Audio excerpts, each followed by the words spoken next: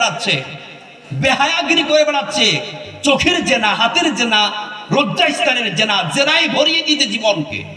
আপনি কি জানেন এগুলো এগুলো কি হচ্ছে?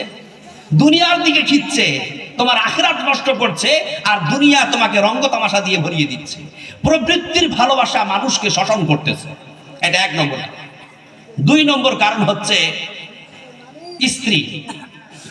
স্ত্রীও একটা কারণ। যাদের ভাগ্যে ভালো স্ত্রী জুটে গেছে তাদের ব্যাপারটা আলাদা।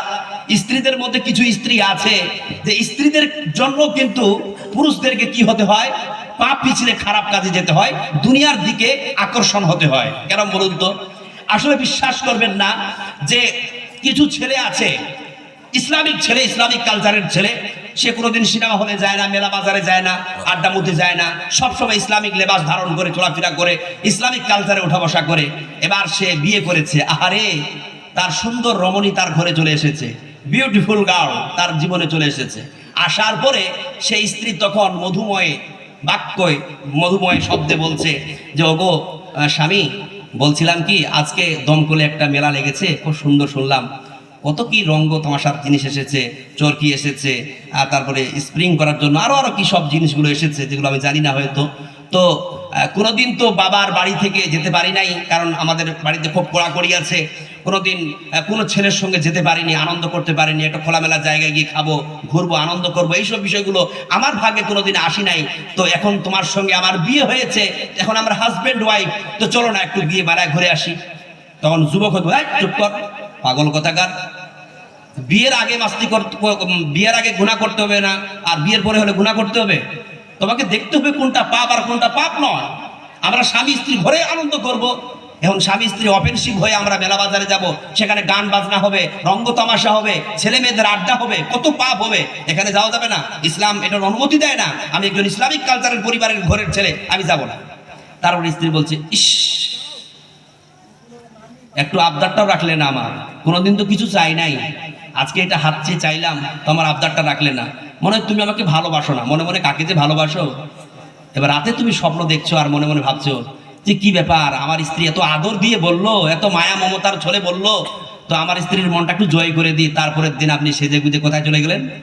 দমকলের বেলায় চলে গেলেন, ফুচকা খেলেন, ঘোরাঘুরি করলেন, চোখের জেনা হলো, হাতের জেনা হলো, গান বাজনা শুনলেন, কানের জেনা হলো, সব কিছু গুনাহ করে পাপ করে বাড়ি ফিরে আসলেন। তাহলে আপনার স্ত্রীর জন্য আপনার দুনিয়া আকর্ষণ হলো না, আপনার দুনিয়ায় জয়ী হয়ে গেলেন, আর আখিরাত কি হলো? নষ্ট হয়ে গেল। সন্তান ওয়াল বানিন, আল্লাহর কোরআনের আয়াতের ব্যাখ্যা করছি ভাই, মন দিয়ে শুনবেন। এই সন্তান মানুষকে দুনিয়ার দিকে আকর্ষণ করে, দুনিয়ার দিকে সুশোভিত করে। কেমন? দেখুন, আজ আমরা আমাদের সন্তানদেরকে নিয়ে তাকাসুরুন বাইনাকুম ফিল আওলাদি ওয়াল আমওয়াল ওয়াল আওলাদ, আমরা সন্তান সন্ততি এবং ধন সম্পদের আধিক্যের প্রতিযোগিতা হচ্ছে আমাদের এই মানব জীবন, তাই না? দেখুন, আপনি একজন মাস্টার, আমি একজন মাস্টার। আমি আমার ছেলেকে একটা ভালো নামি দামি স্কুলে ভর্তি করেছি, ধরুন আপনার বহরমপুরে একটা খুব হাই স্পেশালিটি স্কুলে ভর্তি করেছি। আমাকে আমার ছেলেকে পড়ানোর জন্য তার টিউশন ফি, তার সবকিছু দিয়ে আমাকে 10,000 টাকা মান্থলি দিতে হয়। আপনি মাস্টার হচ্ছেন একজন কলেজের মাস্টার, আর আমি হচ্ছি মাদ্রাসার মাস্টার, বুঝা গেল না? আপনার বেতন হচ্ছে 80,000 টাকা, তার জন্য 10,000 টাকা খরচ করে আপনি হাইফাই স্কুলে আপনার সন্তানকে পড়াচ্ছেন। আর আমার আমার আমার চাকরি কোথায়? মাদ্রাসায়। আমার বেতন কত? 7-8 হাজার টাকা। তাহলে 7-8 হাজার টাকা যদি আমার বেতন হয়, তাহলে আমি আমার সন্তানকে 10,000 টাকা দিয়ে স্কুলে পড়াতে পারবো? আরে আমার ইনকামে তো 8,000 টাকা, তো আমি আমার সন্তানকে কি করে 10,000 টাকা দেবো? আর বাকি ওখানে তো 2,000 টাকা ঘাটতি। তখন আমরা কি করি? এই মৌলভী সাহেবগিরি করবো না, চুরি করবো, চামারি করবো, তাও ভালো। আমার গ্রামের ওই ছেলেটা, ওই লোকটা, তার ছেলেটাকে দেখতে কত সুন্দর, কত ময়া লাগছে, তার বাবা তাকে অত নামি দামি স্কুলে পড়াচ্ছে। আমার ছেলের প্রতি কি আমার ময়া জাগে না? আমার ছেলের প্রতি কি আমার মায়া মমতা জাগ্রত হয় না? ইস, কত সুন্দর ছেলে, ফুটফুটে ছেলে, ময়া যাচ্ছে না, আমাকেও পড়াতে হবে। এই যে করে হোক, চুরি করে হোক, চামারি করে হোক, ডাকাতি করে হোক, ছিনতাই করে হোক, আমাকে অর্থ উপার্জন করতে হবে। তখন সে চলে যায় অবৈধ রাস্তা এখতিয়ার করে, অবৈধ পন্থা অবলম্বন করে টাকা উপার্জন করে। সেও চায় যে আমার সন্তান ওই তার মতো করে হাই স্ট্যান্ডার্ড স্কুলে পড়াশোনা করুক। দেখবেন, লক্ষ্য করে দেখবেন, আপনারা গ্রামগঞ্জে আছেন না শহরে আছেন? আমার একটা দিদি, ছোট দিদি, ও শহরে থাকে, গাজল নামে একটা শহর আছে, টাউন থানা, ওখানে থাকে। তো গাজরের উপর থাকে। ওরা যখন বাড়ি থেকে বের হয় তখন তারা একে অপরে গল্প করে, তোর ছেলেটা কোথায় পড়তেছে? ও আমার ছেলেটা অমুক জায়গায় পড়তেছে। এখন আর্টস কম্পিটিশনে সে শুরু করেছে, সে অনেক ব্যাপার ওর। তোমার মেয়েটা কি করে? ও আমার মেয়েটাকে আমি ডান্স করতে দিয়েছি, নাচছে, খুব সুন্দর নাচছে, তালি মারছে শ্লোকগুলা। আহা ঠিক আছে। তোমার ছেলেটা কি করে? ও আমার ছেলে খুব সিঙ্গার হয়ে গেছে, খুব নামি দামি গান করতেছে, এখন কম্পিটিশনে যাচ্ছে, হয়তো কয়েকদিন পর ইন্ডিয়ান আইডিয়ালে চলে আসতে পারে, ইত্যাদি ইত্যাদি। মানে সন্তানদের মায়ায় মমতা পড়ে তাদেরকে উন্নতির শিখরে আরোহণ করার জন্য সে কোন পথে অবলম্বন হয়েছে তার দেখার নাই। বিশ্বাস করুন আমার মুসলমান ভাইরা, এই সন্তান মানুষকে সুশোভিত করতেছে দুনিয়ার দিকে। কিন্তু আপনি কি জানেন, যেই দিন আপনি ওই কঠিন কিয়ামতের দিন উপস্থিত হবেন, সেই দিন যখন আপনি একটা নেকির জন্য দৌড়ে দৌড়ে আপনার সন্তানের কাছে গিয়ে বলবেন, ও আমার প্রিয় সন্তান, ও আমার চাহেতা সন্তান, তোমাকে আমি কত ভালোবেসেছিলাম, তোমাকে আমি সব কিছু দিয়েছিলাম, তোমার সুখের জন্য নিজের জীবনটাকে কুরবানি করে দিয়েছিলাম। আজ আমি একটা নেকির জন্য জান্নাতে যেতে পারি না, সুতরাং তুমি আমাকে একটা নেকি দিয়ে সাহায্য করো। তখন ওই সন্তান বলবে, আমি জানি না আমার পৃথিবীতে বাবা কে ছিল। এই হচ্ছে আমাদের ব্যবস্থাপনা। তাহলে সন্তান মানুষকে সুশোভিত করতেছে। এটা কত নম্বর গেল বলুন? 3 নম্বর গেল। 4 নম্বর হচ্ছে কি? রাশি রাশি টাকা পয়সা ধন দৌলত। এটা তো একটা মেন কারণ, যেটা আমি আগে থেকে বললাম। এই টাকা ধন দৌলতের অতি লোভ, অতি লালসা, এটা মানুষকে আকর্ষণ করেছে দুনিয়ার দিকে, আখিরাত নষ্ট করেছে। দুনিয়ার টাকার লোভে পড়বেন না, অর্থের লোভে পড়বেন না। অর্থ উপার্জন করবেন। অর্থ উপার্জনের ব্যাপারে অনেকক্ষণ আলোচনা করেছি, আমি আলোচনা করতেছি না। অর্থ মানুষকে ধূলিসাৎ করে দিচ্ছে, অর্থের অতি তাড়না মানুষকে নষ্ট করে দিচ্ছে। অতএব আপনি আল্লাহর উপর ভরসা করবেন, যতটুকু আপনার ভাগ্যে আছে আপনার কর্মস্থল থেকে সেটা আসবেই। আপনি অতিরিক্ত মাত্রায় টেনশন করতে যাবেন না, কারণ এই অর্থের অতি তাড়না মানুষকে কি করবে? দুনিয়ার দিকে সুশোভিত করবে। 4 নম্বর হলো। 5 নম্বর হচ্ছে কি বলুন? ওয়াল আনআম ওয়াল খাইলিল মুসাওয়ামা, চিহ্নিত ঘোড়া। চিহ্নিত ঘোড়ার ব্যাপারে বলতেছি না, কারণ চিহ্নিত ঘোড়া ছিল রাসূল সাল্লাল্লাহু আলাইহি সাল্লামের জামানায়, কারণ সেখানে কিছু ঘোড়া থাকতো আর ঘোড়াদের কপালে দাগ থাকতো। যাই হোক, আমি বলি ওয়াল আনআম কি বলুন? পশুরা। এই পশু মানুষকে দুনিয়ার দিকে আকর্ষণ করেছে। বিশ্বাস করবেন না আমার মুসলমান ভাইরা, এই আপনাদের গ্রামে এগুলো কি হয়? মা বোনেরা মুরগি, হাঁস, বকরা, বকরি এগুলো পুষে, হ্যাঁ, মেষ টেষ পুষে। আহারে, আমি লক্ষ্য করে দেখেছি আমাদের গ্রামে মাগরিবের আজান হয়ে গেল, মাগরিবের আজান হয়ে গেছে, আর আমি উজু টুজু করে মসজিদে নামাজ পড়ার জন্য যাচ্ছি, আর মা বোনকে দেখছি লাইট নিয়ে ঘুরছে, নানানটা। কেউ বকরি হাঁকাচ্ছে, কেউ গরু হাঁকাচ্ছে, দেখছি কেউ লাইট নিয়ে হাঁস খুঁজে বেড়াচ্ছে, কেউ মুরগি খুঁজে বেড়াচ্ছে। কি ব্যাপার? কিরে তোর মুরগিটা পাওয়া যাচ্ছে না নাকি? ওর মুরগি পাওয়া যাচ্ছে নাকি? মানে এই পশু, এই মুরগা মুরগি হাঁস গরু, এগুলোর পিছনে ছুটতে গিয়ে কি হলো? এই খুঁজাখুঁজি করতে করতে করতে করতে মুখ আন্ধার হয়ে গেল, মাগরিব বিদায় নিয়ে চলে গেল, আর তারা ওই তাদের পশু পাখিগুলো ভরে দিল। দেখুন, এই অতিরিক্ত মাত্রায় টেনশন করতে গেছে। এই পশু পাখির অতিরিক্ত চাহিদা কি করলো? মানুষকে তার ইবাদত থেকে গাফিল করে দিল। ওই মা বোনেরা কিন্তু আর মাগরিবের নামাজ আদায় করতে পারলো গেল না। তারপরে বলি ওয়াল হার্স, শস্য ক্ষেত। এই যে চাষাবাদ, আপনি জমিনে আবাদ করতে গেছেন, চাষবাস করতে গেছেন, আপনি কর্মস্থলে গেছেন, আপনি ধান কাটছেন, আপনি হয়তো পাট কাটছেন, আপনি হয়তো গম ফেলাচ্ছেন, যাই কিছু করেন না কেন, এই কর্মজীবনে আপনি নিমত্ত হয়েছেন। আপনি ভাবছেন যে করে হোক আমাকে এই কেটটা ধার গাড়া শেষ করতে হবে।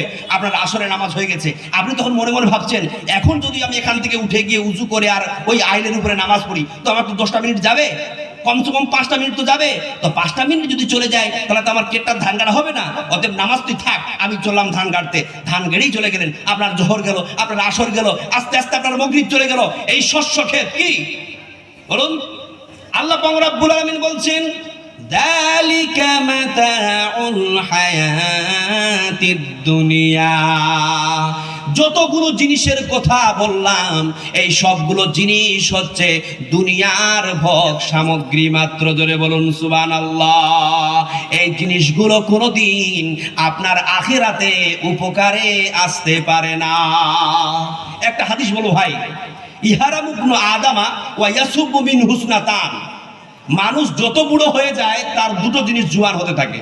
কয়টা বলুন? দুটা। মানুষ বুড়ো যত হয় তার দুটো জিনিস জোয়ান হতে থাকে। বিপরীত মনে হচ্ছে না? এক, আল হিরসু আলাল মাল, ধন সম্পদের লোভ। 2 নম্বর হচ্ছে ওয়াল হিরসু আলাল উমর, বয়সের লোভ। ধন সম্পদের লোভ কিভাবে তাজা হয় তার একটা প্রমাণ দিব। এক গ্রামে এক চাচা মারা যাচ্ছে, এক গ্রামে এক চাচা মারা যাচ্ছে, সে মৃত্যু মুখে পতিত আছে, ঠোঁট দুটো হিলাচ্ছে, এভাবে করতেছে, মানে একদম মৃত্যু মুখে পতিত। তখন তার আশপাশে সব তার আত্মীয় স্বজনগুলো থাকবে না, তার বেটা বেটি সন্তান বউ যা কিছু আছে, হ্যাঁ, সব দাঁড়িয়ে আছে, সবাই মৃত্যুর অপেক্ষা করতেছে, লোকটা মরছে। আর এই মতো অবস্থায় লোকটা বলছে, আরে বেটি জামিলা, জামিলা বেটি, মনে হচ্ছে পাশের ঘর পাঙ্খা চলছে নাকি বেটি? তো বলছে হ্যাঁ চলছে তো আব্বা। যে পাঙ্খাটা বন্ধ করে দিয়ে, মা কে আছে কে আছে, পাঙ্খাটা বন্ধ করে দিয়ে, বিল উঠেছে। দেখছেন, পাশের রুমে পাঙ্খা চলছে, তার কানে শব্দ এসেছে। পাঙ্খা যদি বিনা মানুষে চলে তাহলে লাইনের বিল উঠতেছে। দুনিয়ার লোভ কত দেখেছেন, অর্থের কত লোভ। অবাক লাগতেছে, লোকটা এখনই মৃত্যুবরণ করবে, কবরে চলে যাবে। আল্লাহ কবরের কিভাবে সে জবাব দিবে তার চিন্তা আসলো না, বরং লোকটা এটা চিন্তা করতেছে, পাশের রুমে যে পাঙ্খা চলতেছে, যদি সেখানে লোক না থাকে তাহলে খামাখা পয়সাটা খরচা হচ্ছে। আর ওয়াল হিরসু আলাল উমুর, তার একটা উদাহরণ দিব। আমার এক কাকা বয়সে আমার থেকে 10 বছরের বড়, তো আমরা বন্ধুর মতো। তো কাকাকে বলছি, কাকা আপনার বয়স কত হবে? তো বলছি, তোর বোকা, কত আর হবে রে, এই 25-30 হবে। ওর 45 বছর বয়স, একটু স্টাইলিশ হয়ে থাকে তো।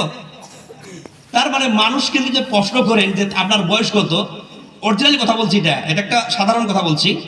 একটা মানুষকে যদি আপনি প্রশ্ন করেন যে ভাই আপনার বয়স কত, আমি যদি উঠে গিয়ে আপনাকে প্রশ্ন করি ভাই আপনার বয়স কত, তো অরিজিনাল যদি বয়স আপনার জানা থাকে যে আপনার বয়স 30 বছর, তো আপনি বলবেন ওই 26-27 হবে, মানে 2-3 বছর হলেও সে কমাবে। আরে কমিয়ে লাভ কি? কারণ তার ধারণা যে বয়স যদি বেড়ে যায় তারা কিন্তু করে যাব, তারা নিজে কমিয়ে রাখলে কি কমে যাবে না। ওয়াল হিরসু আলাল উমুর, মানুষের একটা খাসলাত হচ্ছে যে মানুষ তার বয়সকে ভালোবাসে, তার জীবনকে ভালোবাসে, তার উমরকে ভালোবাসে।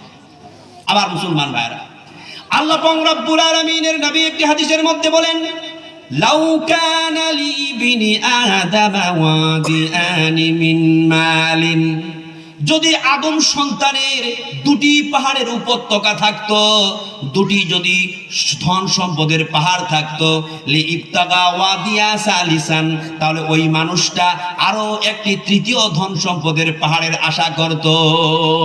ওয়ালা ইয়ামলা জাওফা ইবনু আদামা ইল্লা তুরাব, মানুষ যতক্ষণ না কবরে যাচ্ছে ধন সম্পদের লোভ তার যাবে না। যাবে? এই পৃথিবীতে যত মানুষ বেঁচে আছে, হাজার হাজার টাকার মানুষ